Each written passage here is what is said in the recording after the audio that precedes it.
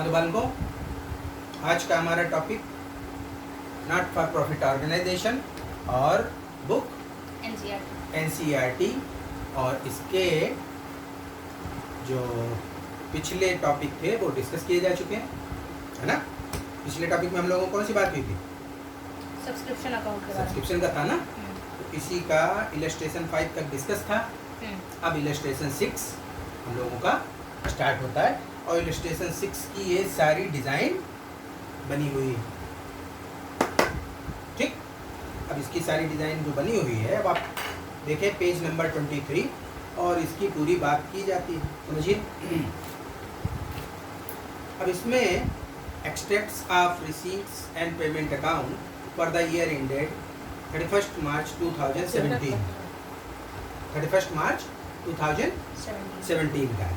हमें जितना जो कुछ रिसीव हुआ है ना, जो भी हमें रिसीव हुआ वो रिसीव हमने यहाँ दिखाया हुआ है, इसका पूरा ब्रेकअप। कितना हमें रिसीव हुआ? 30,250 है ना। और 30,250 में 15-16 का 2,500, 16-17 26,750, 17-18 1,000। हमारी रेलिवेंट ईयर क्या है? 16-17। तो 16-17 से रिलेटेड कितना मिला? 26,750। तो अब एक तो बुक में आप लोग अपना एक करेक्शन करो, एक करेक्शन कर लो इसमें जो सोल्यूशन दिया है। इस सोल्यूशन में जो हमारी सेकेंड लाइन है, सब्सक्रिप्शन आउटस्टैंडिंग एज ऑन 31 मार्च 2016 लिखा है, इसको 6 की जगह 7 कर लो। ये है 2017, है ना। और इसको अगर चेक करना चाहो, इसको चेक करना चाहो तो देख सकते हो कि सब्सक्रिप्शन आउटस्टैंडिंग एज ऑन 31 मार्च 2016 और नीचे देखो 4th लाइन क्या लिखा है, सब्सक्रिप्शन आउटस्टैंडिंग एज ऑन 1 अप्रैल 2016। अगर ऐसे ही होता बात तो एक ही हो गई ना, तो गड़बड़ है। यस, तो ये गड़बड़ी को ठीक कर लो। इसमें 31 मार्च 2016 की जगह 2017। अब बात समझो ध्यान से। ये कहता है टोटल नंबर ऑफ मेंबर्स कितने हैं? 230 और हर एक मेंबर को कितना देना है मेंबरशिप फी? 125। तो फॉर द ईयर हमारी सब्सक्रिप्शन की इनकम क्लब के लिए कितनी बनती है? 230 इंटू 125, यानी इनकम एंड एक्सपेंडिचर के आउटर कॉलम में ये अमाउंट आनी है। इसका ही मल्टीप्लिकेशन है 230 इंटू 125 का, है ना। तो इनकम हमारी ये बनती है और हमें रिसीव ये सब कुछ हुआ, इसका ये ब्रेकअप। तो आखिर बाकी क्या चीज़ें हैं, उनका प्रेजेंटेशन कैसे करोगे, इसको विधिवत समझ लो। चलिए, एडिशनल इन्फॉर्मेशन की 2 बातें हो गई। टोटल नंबर ऑफ मेंबर्स 230 और हर एक मेंबर को पे करना है 125।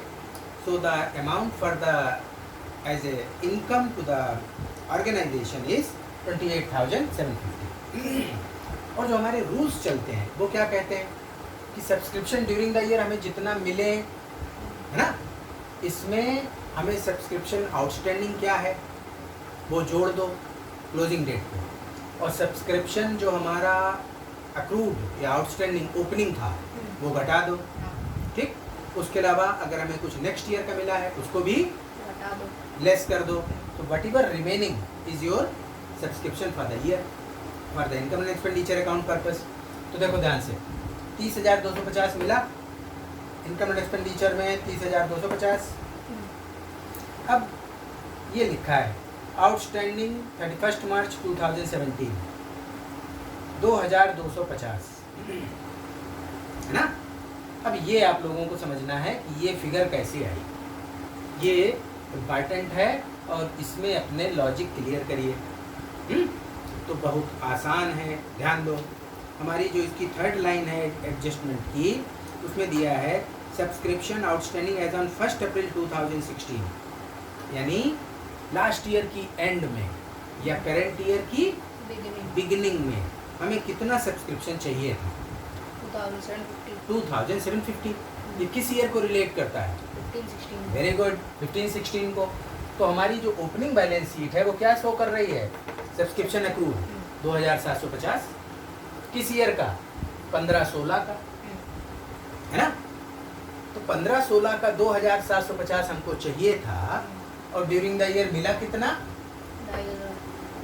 2500। तो अभी लास्ट ईयर का कितना मिलना बाकी है? 250।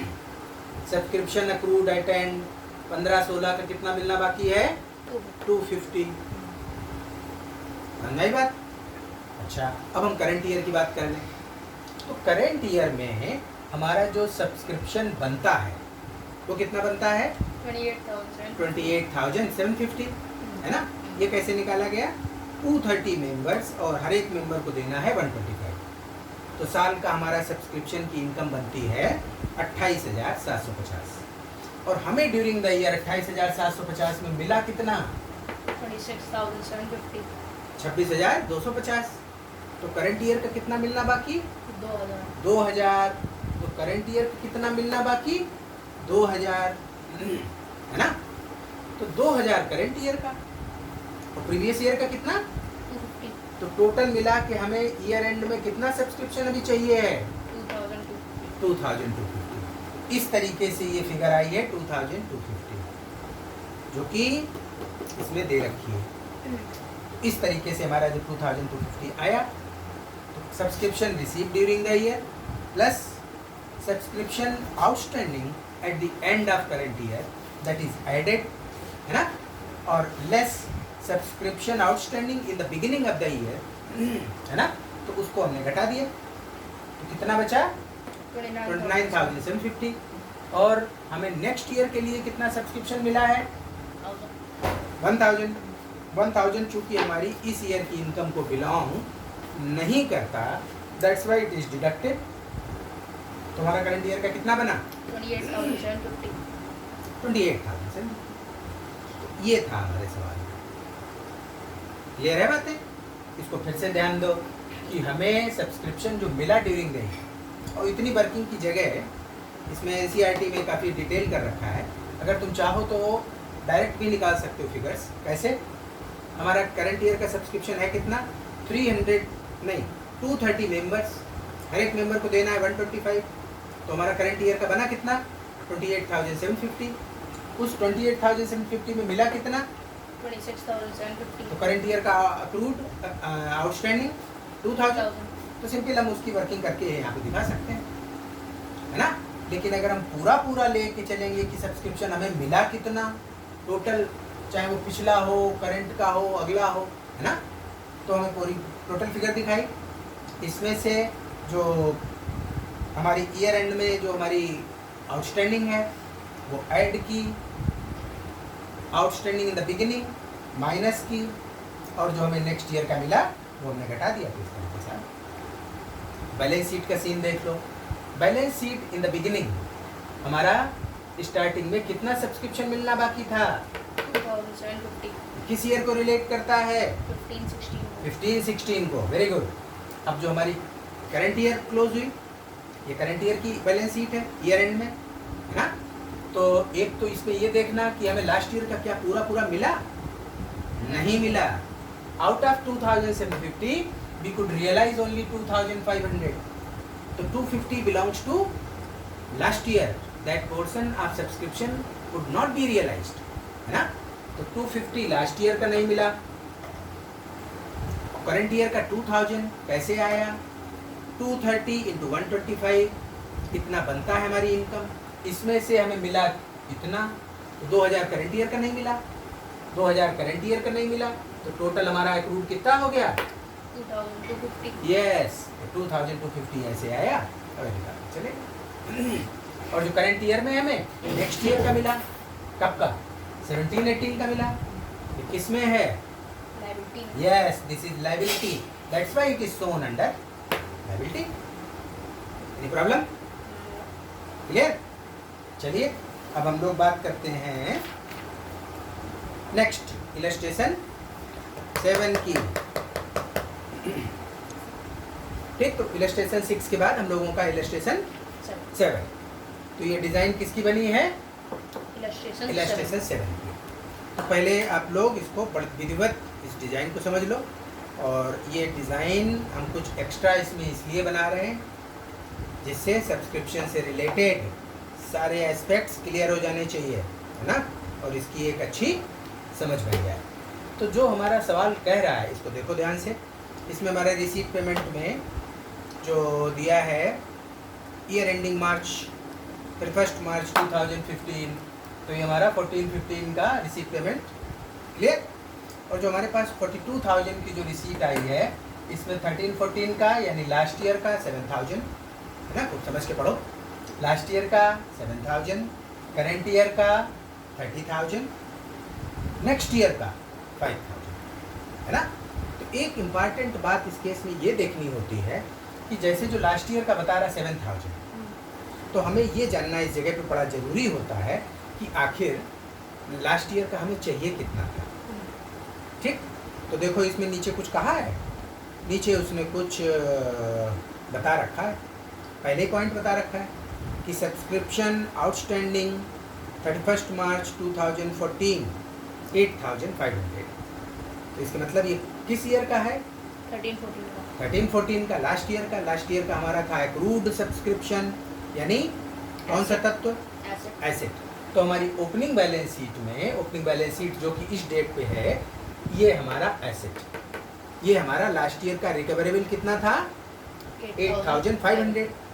ड्यूरिंग द ईयर मिला कितना? 7,000। यानी लास्ट ईयर का भी 1,500 बाकी है। तो ये हमारी क्लोजिंग बैलेंस शीट में जाएगा इतना पोर्शन। ये देखो गया 1,500। तो समझ के चलना, ठीक। तो ये हमारा इसका हिसाब किताब हो गया। अब अगर ओपनिंग बैलेंस शीट हम देखें तो ओपनिंग बैलेंस शीट में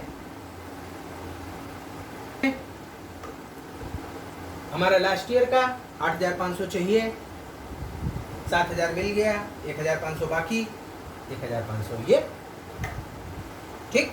अगली इंफॉर्मेशन देखो, वो कहता है टोटल सब्सक्रिप्शन आउटस्टैंडिंग ऑन 31 मार्च 2015, यानी ये कब का हमको बता रहे हैं? 18,500 जो हमारा टोटल सब्सक्रिप्शन हमको 31 मार्च 15 में इतना चाहिए था। कितना? 18,500। तो 18,500 में 1,500 इज दिस माइनस दिस, तो पिछली साल का है। कितना बचा? 17,000। 17,000 हमारा करंट ईयर का भी आउटस्टैंडिंग है। कब का? 14-15 का। तो इस तरीके से मिला के कितना आउटस्टैंडिंग बन जाता है? 18,500। ठीक है। अब एक बात करो, ओपनिंग बैलेंस शीट में जो ये एडवांस सब्सक्रिप्शन पड़ा हुआ है 4,000, है ना, ये कब बता रहा है? ओपनिंग बैलेंस शीट में कह रहा है, यानी एडवांस कब मिला था? Last year. तो अगर लास्ट ईयर में हमको सब्सक्रिप्शन एडवांस मिला है तो किस ईयर की इनकम है? 14-15 की। यस, 14-15 की। बहुत अच्छा। तो ये 4,000 जो कि हमारी हमको लास्ट ईयर मिल गया था, किससे रिलेटेड? करंट ईयर से रिलेटेड। तो ये कहाँ की इनकम है? करंट ईयर की, है ना। तो देखो करंट ईयर की इनकम मिला के इसको जोड़ दिया गया, है ना। या तो देखो रेक्टिफिकेशन से चलो तो भोपा हो जाओगे, और समझ के चलो तो विद्वान हो जाओगे। तो हमें लास्ट ईयर की बैलेंस शीट में या ओपनिंग बैलेंस शीट में एडवांस सब्सक्रिप्शन जो मिला वो हमारा करंट ईयर का है। तो करंट ईयर की इनकम में ऐड करोगे, ऐड किया, है ना। और करंट ईयर का जो सब्सक्रिप्शन हमको अभी नहीं वसूल हुआ, है ना, ये टोटल तो कह रहा है 18,500, लेकिन इस 18,500 में 1,500 तो लास्ट ईयर का नहीं मिला, तो करंट ईयर का मिलना तो 17,000 बाकी रहा। ये 17,000 ऐसे आया, 18,500 से 1,500 लास्ट ईयर का माइनस कर दिया, तो हमारा क्या बचा? 17,000। इस तरीके से हमारी इसकी डिज़ाइन बनती है, समझे बात। तो इसको निकाल हम किसी भी तरीके से सकते हैं। जैसे पिछले वाले क्वेश्चन 6 में क्या किया गया था? टोटल रिसीव्ड कितना, टोटल अक्रूड कितना, फिर उसके बाद हम लेस करते चले जाते हैं। ये सब चीज़ें हैं, लेकिन अपनी समझ क्लियर रखो। तो एक सवाल को आप नाना प्रकार से कर सकते हो। कितने प्रकार से? नाना प्रकार से। नाना प्रकार से। ये चीज़ें हैं, विदाउट सिंपल। एक चीज़ और देख लो, ये जो करंट ईयर है हमारी, इस करंट ईयर में जो हमको 15-16 का मिला, यानी कब से रिलेट करता है? नेक्स्ट ईयर से। नेक्स्ट ईयर से। किस तत्व में आया? लायबिलिटी।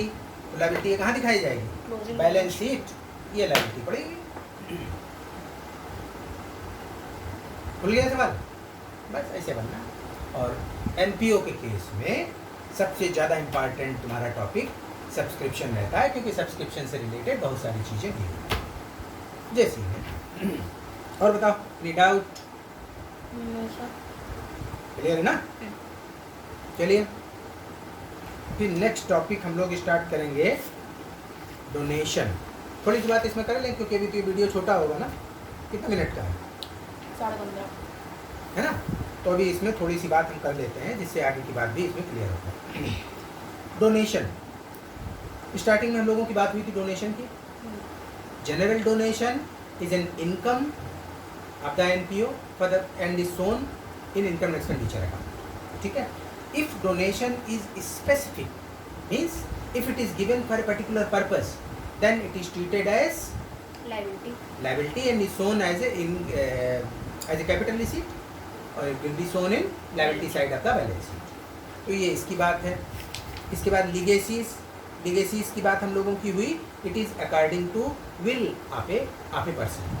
तो ये भी हमारी कैपिटल रिसीट होती है, यानी किसी की अपनी विल लिखी तो उसकी डेथ के बाद में according to his will the property और income is transfer to NPO, है ना? So NPO receives under this, so that is treated as capital receipt and is shown in liability side of balance sheet। और जब तुमको मिलेगा तो receipt payment में तो आना ही है, यहाँ तो आएगा ही रिसीट लीगेसी करके, लेकिन वो रिसीट हमारी कैसी है? कैपिटल की रेवेन्यू, कैपिटल, तो यहाँ से बैलेंस शीट में चली जाएगी, यहाँ नहीं आएगी। ठीक है? तो लीगेसी की बात हो गई। लाइफ मेंबरशिप की फी की भी बात की है। लाइफ मेंबरशिप फी हमारी लमसम में मेंबर्स जो पे करते हैं फॉर फुल लाइफ, है ना? So it is treated also treated as capital receipt. और जो हमारा जनरल फंड होता है, कैपिटल फंड होता है जो बैलेंस शीट में, उस फंड में इसको ऐड कर दिया गया है। ठीक है? फिर बात आती है इंट्रेंस फी की। इंट्रेंस फी की भी इसमें बताई गई है कि इंट्रेंस फी इन नॉर्मली इंट्रेंस फी या एडमिशन फी, इसको हम लोग क्या करते हैं, इसको एज ए रेवेन्यू रिसीट दिखाते हैं। ठीक? लेकिन अगर कहीं पे है एडमिशन फ़ी या रेयरली रिसीव करते हैं, उस केस में इंट्रेंस फ़ी को भी हम लोग कैपिटलाइज करते हैं। तो अगर कोई कन्फ्यूज़न है तो नोट लिख दो, है ना? अदरवाइज इंट्रेंस फ़ी को एक रेवेन्यू रिसीट मानते हुए इनकम एक्सपेंडिचर में दिखाओगे और इसको आगे बढ़ाओगे। फिर बात आती है सेल ऑफ ओल्ड एसेट, है ना? तो एक बात ध्यान देना इसमें अच्छे से, ये हमारे रिसीट पेमेंट दिया होता है। रिसीट पेमेंट में जो भी हमने एसेट सेल की तो उसका सेल प्राइस यहाँ आएगा, किस साइड आएगा? Receipt side. और यहाँ पे दिया हुआ उसमें sale of furniture for rupees मान लो 42,000। ठीक? और नीचे दी है WDV या book value of furniture is 38,000। कितना दिया है WDV? 38,000। तो 38,000 का फर्नीचर हमने कितने में बेचा? 42,000। प्रॉफिट हुआ या लॉस? प्रॉफिट हुआ। तो इनकम में। अगर यही हमारा 60,000 का फर्नीचर था, बुक वैल्यू मतलब डेप्रिशिएटेड वैल्यू, यानी वैल्यू आफ्टर डेप्रिशिएशन, वो थी हमारी 60,000 यहाँ लिखा हुआ है। हमने बेचा कितने में? 42,000। तो कितने का लॉस हो गया? 18,000 का। 18,000 का। सो 18,000 का लॉस यहाँ दिखा देंगे, है ना? तो इस तरीके से हमारा लॉस ऑफ ओल्ड एसेट्स का चलता है। इसके बाद बात आती है सेल ऑफ पीरियोडिकल्स। पीरियोडिकल समझते हो क्या होते हैं? मैगजीन्स। जो मैगजीन्स हमारी हो सकती है वीकली मैगजीन्स, न्यूज़पेपर्स भी इसी में आ जाते हैं। पीरियोडिकल्स हर डे का अलग आता है। फोर्टनाइटली होती हैं, 15 दिन की, या मंथली मैगजीन्स होती हैं। तो वो मैगजीन्स का जो पूरा तैयार हो जाता है, ओल्ड मैगजीन्स, उनको हम जब सेल आउट करते हैं तो एज ए सीधे एक स्क्रैप की तरीके उसको दिखाया जाता है। और जब स्क्रैप की तरीके दिखाया जाता है तो हम इसमें इनकम एंड एक्सपेंडिचर में इनकम में दिखाते हैं। और जितने में बेचा वो हमें यहाँ पड़ा होता है। भाई तुमने बेचा, कुछ पैसे मिले कबाड़ी इसके नहीं मिले, तो जो हमें पैसा मिला वो यहाँ। और वो पैसा कहाँ का है? सेल ऑफ पीरियोडिकल्स का, है ना? Scrap income. ठीक है? फिर बात आई sale of sale of sports materials. Sports material में हमारे टूटे फूटे बैट, बॉल्स, ये सब जो रैकेट्स, नेट, ये सब खराब हो जाते हैं, बेच देता है। तो ये भी, इसका भी वही सेम ट्रीटमेंट, जितने में बेचा वो इधर स्क्रैप, और जो हमें मिला पैसा वो इनकम। इस तरीके से हम करते चले जाते हैं। फिर बात आई पेमेंट्स ऑफ ऑनरेरियम। तो honorarium it is an honour, it is given as an honour to a person, है ना। तो इसके देखो थोड़ी सी बात पढ़ते हैं इसकी। देखो it is the amount paid to the person who is not the regular employee of the institution. वो रेगुलर एम्प्लॉई नहीं होता। Payment to an artist for giving performance at the club is an example of honorarium. अब इसमें क्या है, किसी artist को बुलाया, हमारे स्कूल में कौन आई थी एक बार? अरे एक बार हम लोग गए थे, इनविटेशन था, कौन आया था? कोई कथक की थी, बड़े इंटरनेशनल कोई, क्या नाम था उनका? हैं? सोनल मान सिंह आई थी ना।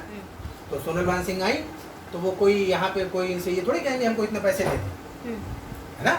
एक तो स्कूल में आई हैं तो उन्हें भी लगता है कि बच्चों को अपना कुछ प्रमोशन करें। और एक वो कौन से आए थे, सितार वाले कौन से थे, है ना, वो भी कोई थे।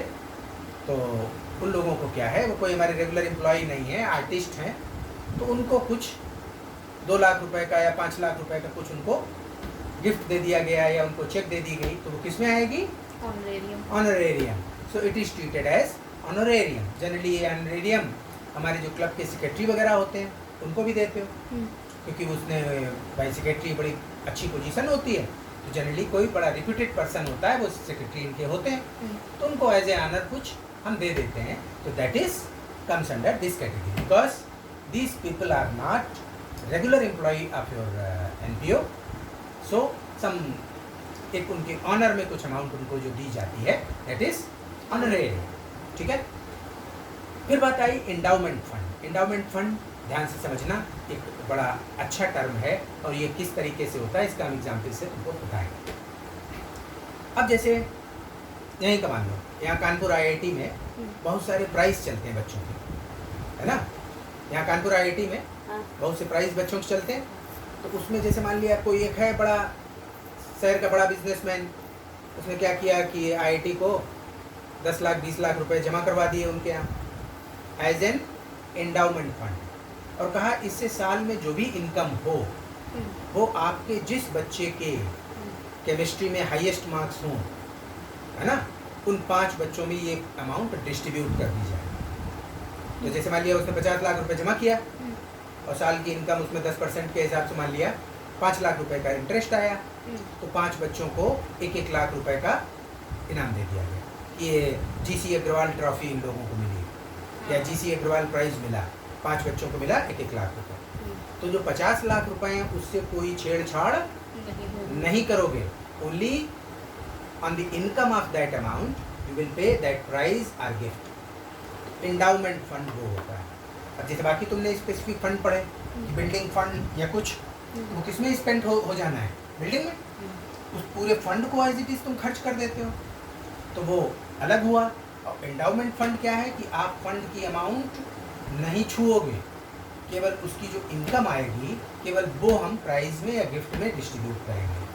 तो इनका ऐसे लोगों को जैसे बड़े इंडस्ट्रियलिस्ट हैं, तो मालूम हुआ उनके पिताजी के नाम से अपने दे दिया पैसा वहाँ पे, है ना, कि उनके पिताजी का नाम था जीसी अग्रवाल, है ना, तो जीसी अग्रवाल प्राइज मिल रहा है 50 साल तक, है ना, क्योंकि फंड तो एज इट इज जमा है, उसकी इनकम ही केवल as a as a scholarship या कुछ भी उनको दिया जाना है। तो ये एंडाउमेंट फंड होता है। तो ये कैसी रिसीट हुई? Capital receipt. कहाँ शो करोगे? Liability side of balance. फिर बात आती है गवर्नमेंट ग्रांट्स। गवर्नमेंट ग्रांट में क्या होता है? गवर्नमेंट ग्रांट जनरली मिलती है एनपीओज के नॉर्मल ऑपरेशंस के, है ना, क्योंकि उनके जो जनरल एक्सपेंसेस हैं वो मीट आउट होते हैं। तो इसको हम इनकम एंड एक्सपेंडिचर में इनकम में दिखाते हैं। अगर उनकी ग्रांट स्पेसिफिक है, पहली बात ग्रांट हमको मिलेगी तो कहाँ दिखेगी? रिसीट पेमेंट में रिसीट साइड दिखेगी, है ना। तो जब रिसीट साइड दिख रही तो हमको ये देखना होता है ये जनरल है कि स्पेसिफिक है। If it is general here, if it is specific then liability. Clear? इसकी बात हो गई। फिर स्पेशल फंड नेक्स्ट वाले में बताते हैं, क्योंकि इससे रिलेटेड हमें कई चीज़ें और बतानी है। चलिए ठीक है। तो बालकों ये सारे यहाँ तक के इलस्ट्रेशन पूरे कंप्लीट कर डालो और तुम्हारे पेज नंबर 27 तक की बात कंप्लीट हो जाएगी। ठीक, चलिए भाई, थैंक यू।